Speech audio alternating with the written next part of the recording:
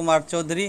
तो आज हम एडीआर के दूसरे जो इम्पोर्टेंट टॉपिक है, एक क्वेश्चन तो मीडिएशन से आता है और एक दूसरा क्वेश्चन नेगोशिएशन से आता है जो काफ़ी इम्पोर्टेंट है। तो अब हम आते हैं नेगोशिएशन पे। इसको देखने से पहले आप लोग मीडिएशन वाला वीडियो देख लीजिएगा। तो अब हम लोग समझते हैं नेगोशिएशन क्या होता है। तो जैसे हम सब कुछ को एक प्रैक्टिकल एग्जांपल से कनेक्ट करते हैं, तो इसको भी हम एक प्रैक्टिकल एग्जांपल से कनेक्ट करेंगे। जैसे कि देखिए अभी रसिया और यूक्रेन में वार चल रहा है, तो ठीक है। और जो वेस्ट जो है, जितने यूरोपीय यूनियन के कंट्री हैं, वो चाहे अमेरिका हो, सब जो रसिया पे कहीं ना कहीं वो लगा रहा है। जो रसिया जो है यूक्रेन से युद्ध बंद कर दे, कई प्रकार का बैन लगा रहा है, चाहे इकोनॉमिक हो चाहे दूसरे प्रकार का हो। तो इंडिया ने क्या क्या किया, इंडिया ने रसिया से मतलब ऑयल के लिए नेगोशिएट किया। इसमें क्या है, दोनों पार्टी को फ़ायदा है। रसिया का ऑयल अभी कोई ख़रीद नहीं रहा है, क्योंकि वेस्ट हुआ चाहे अमेरिका हुआ, वो जो है रसिया पे दबाव बनाना चाहता है, प्रेशर बनाना चाहता है। और जो इंडिया को क्या, इंडिया में पॉपुलेशन बहुत ज़्यादा है, हमारे एनर्जी का जो है खपत वो बहुत ज़्यादा है। तो हम जो ऑयल को एक्सपोर्ट करते हैं, तो कहीं ना कहीं हम रसिया से नेगोशिएट किए और हमें जो ऑयल जो है बहुत कम प्राइस पे अभी मिल रहा है। तो कुछ समय पहले जो पाकिस्तान के मतलब पूर्व प्रधानमंत्री थे इमरान खान, उन्होंने बोला था, जो हम भी गए थे रसिया से मतलब नेगोशिएट करने, बट जो हमारे मतलब आर्मी चीफ थे उन्होंने इसकी परमिशन नहीं दी। इसलिए पाकिस्तान में बहुत ज़्यादा इन्फ्लेशन है, जबकि इंडिया में जो है काफ़ी कम इन्फ्लेशन है। तो क्या किया, इंडिया और रसिया ने नेगोशिएट किया। दोनों की ज़रूरत थी, रसिया का ऑयल बिक नहीं रहा है, इंडिया को ऑयल चाहिए। तो दोनों ने क्या किया, दोनों ने रसिया ने ऑयल क्या किया, बेचा और इंडिया को कम प्राइस पे मिल गया। तो यहाँ दोनों को फ़ायदा है। तो ये हम समझ गए प्रैक्टिकल एग्जाम्पल नेगोशिएशन का क्या हो सकता है। अब हम समझते हैं मतलब इस नेगोशिएशन का मतलब क्या होता है। तो मेन होता है, देखिए नेगोशिएशन ये एक मेथड है जो मतलब डिफरेंसेस को सेटल करने में काम आता है। मतलब दो पार्टी के बीच में, ये नेगोशिएशन हर समय दो पार्टी के बीच में होगा। जैसे हम लोग सब्जी खरीदने जाते हैं, तुम सब्जी वाले से नेगोशिएट करते हैं। तो नेगोशिएशन का मेन वो है जो अगर दो पार्टी में अगर डिफरेंसेज है, तो डिफरेंस को अगर बात करके सेटल करते हैं, मतलब सेटल करते हैं, नेगोशिएट करके सेटल करते हैं। और सेटल करके क्या होता है, एक कंप्रोमाइज़ पे या एक एग्रीमेंट पे पहुंचते हैं। इससे क्या होता है, जो भी डिस्प्यूट होता है, या तो डिस्प्यूट को रिजॉल्व हम लोग कर लेंगे, या मान लीजिए फ्यूचर में इससे कोई डिस्प्यूट आ सकता है, तो हम लोग बात करके उस फ्यूचर वाले डिस्प्यूट को भी होने से अवॉइड करके रोक सकते हैं। तो ये जो एक प्रकार का हो गया नेगोशिएशन हो गया। जैसे मान लीजिए रसिया और यूक्रेन ने पहले अगर नेगोशिएट कर लिए होते, जो उनका मतलब इशू था, तो कहीं ना कहीं रसिया और यूक्रेन का युद्ध नहीं होता। तो हम फ्यूचर के लिए भी नेगोशिएट कर सकते हैं, मतलब बातचीत कर सकते हैं। तो एक जो है इसमें मैक्सिम आप लोग लिख सकते हैं, लीगल मैक्सिम जो है, कॉन्सिलिया ओमनिया वर्बिस प्रियस एक्सपारे क्योम केरनाइसिस एपिंटियम डेकी। तो इसका मतलब ये होता है, जो an intelligent man would prefer negotiation before using arms rightful justify the purpose behind using negotiation. मतलब ये जो कोई भी जो समझदार आदमी है, वो जो है हथियार अपना उपयोग करने से पहले, जो आपके पास शक्ति है उसे उपयोग करने से पहले आप बातचीत कर लेंगे। तो मतलब जिससे कि जो है जो भी आप दोनों के बीच डिस्प्यूट है, उसको कहीं ना कहीं ख़त्म कराया जाए। तो ये इतना आ गया। अब हम लोग देखते हैं मतलब इस नेगोशिएशन का मतलब इसेंशियल मतलब इंग्रेडिएंट क्या होता है। तो ये नेगोशिएशन के जो इसेंशियल इंग्रेडिएंट हैं, वो जो है जैसे जो है ये एक प्रकार का कम्युनिकेशन प्रोसेस है। इससे क्या होता है, कन्फ्लिक्ट रिजॉल्व हो जाता है। ये कहीं ना कहीं वॉलेंट्री नेचर का है। जैसे रसिया को भी ऑयल बेचना है, इंडिया को भी ऑयल चाहिए, तो कहीं ना कहीं दोनों रसिया और इंडिया वॉलेंट्री जो है नेगोशिएट कर रहे हैं। उसके बाद जो दोनों पार्टी का कहीं ना कहीं इस प्रोसीजर पे कंट्रोल है, और जो आउटकम भी होगा वो जो है दोनों पार्टी के हिसाब से होगा। जैसे रसिया का ऑयल बिक गया और इंडिया आपको जो है कम प्राइस में मिल गया, उसके बाद मतलब मेन इसमें यही सब है। अब आते हैं टाइप्स ऑफ नेगोशिएशन। तो नेगोशिएशन के दो टाइप हैं, एक है डिस्ट्रीब्यूटिव नेगोशिएशन और एक है इंटीग्रेटिव नेगोशिएशन। तो अब दोनों को समझते हैं, डिस्ट्रीब्यूटिव नेगोशिएशन क्या होता है और इंटीग्रेटिव नेगोशिएशन का। जैसे डिस्ट्रीब्यूटिव नेगोशिएशन में मतलब ये है जो इनको जो सिर्फ अपना फ़ायदा दिखता है। जैसे मान लीजिए कोई शोरूम वाला है, शोरूम वाले को कार बेचना है, तो उनको बस दिख रहा है जो हमारा एक कार बिक जाए और हमें मतलब फ़ायदा हो जाए। तो कहीं कहीं ना कहीं ये क्या है, ये मतलब रिलेशनशिप पे ध्यान नहीं देते हैं। फ्यूचर में हमारा रिलेशन क्या हो कोई दिक्कत नहीं है, बस हमारा कार बिक जाए बात खत्म। बट जो इंटीग्रेटिव नेगोशिएशन है, ये प्रेजेंट में तो नेगोशिएशन कर ही रहे हैं, बट जो है फ्यूचर को भी देख रहे हैं, जो इससे जो हमारा रिलेशन जो है फ्यूचर में भी ख़राब ना हो, प्रेजेंट में भी दोनों पार्टी ठीक रहे और जो दोनों पार्टी फ्यूचर में भी सही रहे। तो आई होप आप लोगों को टाइप्स ऑफ ये जो मतलब डिस्ट्रीब्यूटिव नेगोशिएशन है और इंटीग्रेटिव नेगोशिएशन है, ये दोनों आप लोगों को क्लियर हो गया होगा। अब हम लोग आते हैं अगले टॉपिक पे जो काफ़ी इंपॉर्टेंट है और इससे काफ़ी प्रीवियस ईयर में क्वेश्चन भी आते हैं। मतलब नेगोशिएशन स्टाइल, नेगोशिएशन का स्टाइल क्या क्या होता है। तो मतलब इसके मेन मतलब 5 स्टाइल हैं। एक है डिफीट कॉम्पिटिंग, एक है कोलोबरेटिव, एक है मतलब कंप्रोमाइजिंग, एक है एवॉइडिंग या विड्रॉल और एक है एकोमोडेट।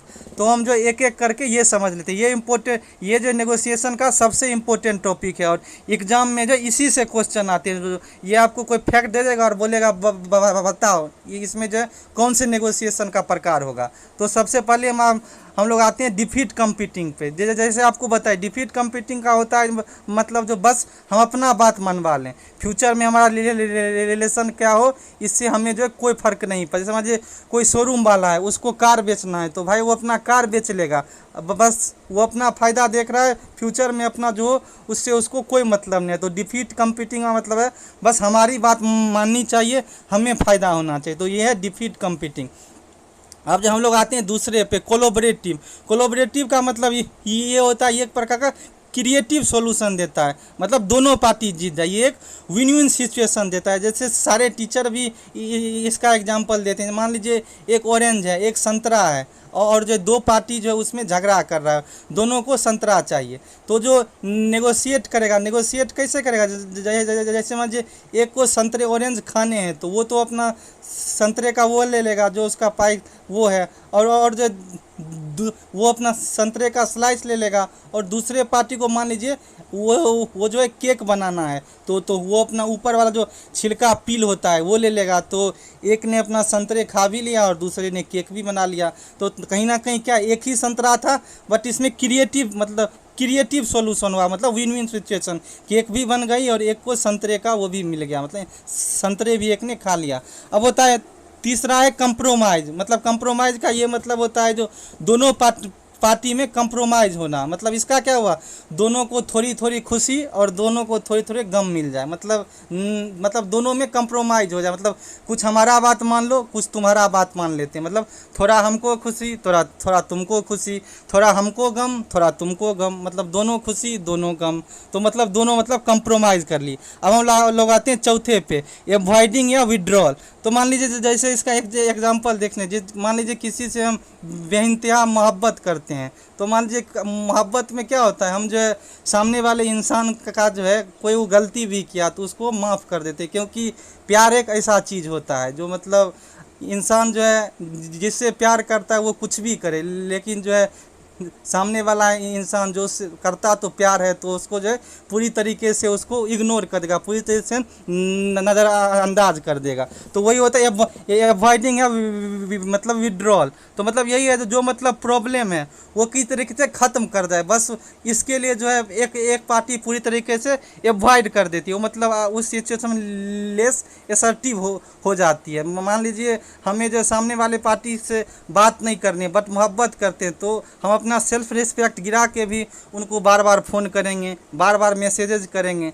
तो ये मतलब होता है, इसका मतलब एवॉइडिंग या विड्रॉल। अब आते हैं पांचवा पे जो है एकोमोडेट। एकोमोडेट का मतलब ये है, मतलब अभी चाहते हैं हमारा भी नुकसान ना हो और जो सामने वाले पार्टी का भी नुकसान ना हो, मतलब रिलेशनशिप भी बना रहे और हमारा भी नुकसान ना हो। तो ये होता है एकोमोडेट।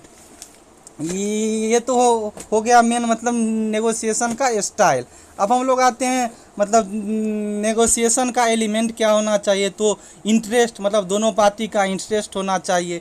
टू मतलब अल्टरनेटिव नेगोशिएशन का क्या हो, जैसे बांटना हो गया, वाटना हो गया। ये एग्जाम में भी काफ़ी मतलब पूछा आता है, वाटना और वाटना में क्या, बांटना और वाटना में क्या डिफरेंसेज है।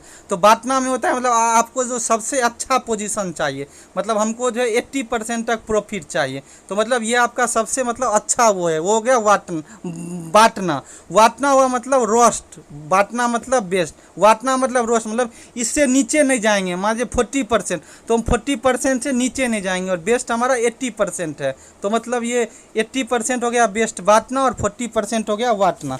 तो उसके बाद दोनों पार्टी का मतलब रिलेशनशिप होना चाहिए। उसके बाद दोनों पार्टी जो है ऑप्शंस होने चाहिए, एग्रीमेंट जो है हम ये कर सकते हैं, हम ये कर सकते हैं। उसके बाद जो है दोनों जो है कम्युनिकेट करेंगे, तो यही सब इसेंशियल हो गया। अब आते हैं इसका जो दूसरा सबसे इम्पोर्टेंट, जो मतलब काफ़ी मतलब एग्जाम में भी पूछा जाता है। हम लोग क्या पढ़े थे, नेगोशिएशन का स्टाइल पढ़े थे 5। अब हम लोग पढ़े नेगोशिएशन का स्ट्रेटजी क्या हो सकता है, मतलब क्या क्या नेगोशिएशन में हम जो है क्या मतलब स्ट्रेटजी नेगोशिएशन में क्या क्या अपनाते हैं। इससे भी काफ़ी इंपॉर्टेंट आते हैं क्वेश्चन आते हैं। जैसे मान लीजिए आपको पूछ दिया जाएगा जो ये है, बताओ इसमें आप कौन सा नेगोशिएशन स्ट्रेटजी अपनाओगे। जैसे 2022 में एक क्वेश्चन भी आया था, जैसे मतलब एक मतलब इंसान है, वो अपना जो है ज़मीन बेचना नहीं चाहता है, बट उसको जो है कुछ पैसे की भी ज़रूरत है। 5 एकड़ ज़मीन है, तो मान लीजिए हमको वो ज़मीन चाहिए, लेकिन वो जो है बेचना नहीं चाहता है, तो हम क्या करेंगे, बोलेंगे ठीक है जितना आपको पैसे की ज़रूरत है उतना आप ज़मीन दे दीजिए, और अगर उस ज़मीन में हमारा भी थोड़ा हो गया तो उसको अगर फिर पैसे की ज़रूरत होगी तो फिर ज़मीन देगा। तो ये एक प्रकार होगा नेगोशिएशन का स्ट्रेटजी क्या होगा। हम एक एक करके इसको समझते हैं। पहला होता है सलामी। सलामी का मतलब यही होता है, जो जैसे मान लीजिए गांव में बोलते हैं, जो कुछ भी हो जाए हम अपना पुश्तैनी ज़मीन नहीं बेचेंगे। तो मतलब लेकिन जो है मान लीजिए किसी को मतलब फैक्ट्री डालनी हो तो उसको पुश्तैनी ज़मीन तो चाहिए। तो मतलब वही है, जो मतलब ज़मीन, तो मान लीजिए उस किसान को कुछ रुपए की ज़रूरत पड़ गई, तो बोलेगा ठीक है पूरा मत बेचो, थोड़ा सा तुम दे दो, मतलब एक स्लाइस में दे दो। पूरा तुम नहीं बेचना चाहते हो, मतलब उसमें हम थोड़ा ले लेंगे, फिर उसको पैसे जरूरत होगी थोड़ा लेंगे, मतलब स्लाइस में ले लेंगे, थोड़ा थोड़ा टुकड़ा टुकड़ा टुकड़ा टुकड़ा, मतलब उसमें चाहेंगे थोड़ा हमारा हो जाए राइट, फिर उसको थोड़ा थोड़ा करके पूरा मतलब हमारा हो जाए उसमें राइट। लेकिन जो इंसान वो बेचना नहीं चाहता है, तो सलामी का मतलब यही हुआ। उसके बाद आते हैं हम लोग फेयर एकोमाए पे। इसका मतलब ये होता है जो नेगोशिएशन से पहले ही हम अपना डिसीजन ले लेते हैं, लेकिन जब दूसरी वाली पार्टी को पता चले तो बोलते हैं अरे सॉरी। ये जैसे मान लीजिए आप किसी का घर है, किसी के घर में मान लीजिए पड़ोसी का जो है शाखा मतलब कोई वो पेड़ लगा दिया। जैसे हम लोग जानते हैं जो गांव में रहते होंगे, हाँ हम लोग जो बीच का जहाँ से मतलब ज़मीन का वो होता है वहाँ हम लोग पेड़ लगा लेते हैं, जो जड़ हम में रहे और जो उसका जो टहनी है दूसरे में जाए। तो जड़ तो हमारे में ही रहेगा, अपना टहनी दूसरे में जाएगा, तो फल भी हम खाएंगे और पेड़ भी हमारा हुआ। तो ये मान लीजिए हम अपने ज़मीन में लगा दिए, मतलब उस बीच में लगा दिए, दो पार्टी के बीच में एक पेड़ लगा दिए, और मान लीजिए उसका टहनी दूसरे पार्टी के मतलब ज़मीन में जा रहा है, उससे उस पार्टी को दिक्कत हो रही है, उसका फसल खराब हो रहा है या उसकी गंदगी हो रही है उसके पत्ते से। तो मान लीजिए दूसरे वाले पार्टी कहेगा वो टहनी आपका काट देगा, और जब आप जाओगे अरे सर सॉरी सर, हम समझे जो टहनी ही है, आपको ही इससे मतलब क्या दिक्कत होगा। तो मतलब यह क्या हुआ, हमने जो है टहनी काट दी, हमारा जो है ज़मीन गंदा ना हो, जो हमारा फसल अच्छा हो, और जो दूसरे वाले पार्टी आया तो हम सॉरी भी मान लिए। तो मतलब ये हो गया, ये होता है फेट ओके मिटाए। तीसरा हम आते हैं मतलब स्टैंडर्ड प्रैक्टिस, मतलब कॉन्ट्रैक्ट का एक स्टैंडर्ड होना चाहिए। जैसे हम लोग का प्रोफेशनल एथिक्स में भी एक क्वेश्चन आया था, एडवोकेट जो है पहले ही 50% मांग रहा है, वो तो मतलब वो मांग सकता है। या मान लीजिए कोई एक कॉन्ट्रैक्ट हो, मान लीजिए घर हमको बनवाना है, तो जब हम जो हमारा वो होगा, जो हमारा कॉन्ट्रैक्टर होगा, वो बोलेगा पहले आप 50% दो, उसके बाद कुछ दिन बाद 20% दो, और जब घर बन के तैयार होगा तब 20% दो। तो कहीं ना कहीं एक स्टैंडर्ड ऑफ प्रैक्टिस होना चाहिए। अब चौथा आता है फेंटिंग। फेंटिंग का मतलब ये होता है जो मतलब हमारा प्राइमरी ऑब्जेक्ट कुछ और होता है, और जो हमारा डिजायर कुछ और होता है। जैसे मान लीजिए हमको सैलरी बढ़वाना हो, तो हम ये नहीं बोलेंगे जो हमको सैलरी बढ़ाना है, हम जो है बॉस को बोलेंगे हमारा प्रमोशन कर दो, क्योंकि जैसे ही प्रमोशन होगा तो हमारा सैलरी भी कहीं ना कहीं अपने आप बढ़ जाएगा। तो ये होता है फेंटिंग। तो आई होप ये वीडियो आप लोगों को क्लियर हुआ हो। हेल्पफुल हो। और अगर आपको इस वीडियो से हेल्प हुई हो तो हमारे चैनल को सब्सक्राइब और शेयर ज़रूर करें। हम ऐसे ही आप लोगों की हेल्प जो है सेमेस्टर के बाद भी एलएलएम का जो भी एग्ज़ाम है और जुडिशरी का भी एग्ज़ाम होगा, सब में फ्री ऑफ कॉस्ट करेंगे। बस आप लोग हमारा साथ दें और हमारे चैनल को सब्सक्राइब कर लें। Thank you.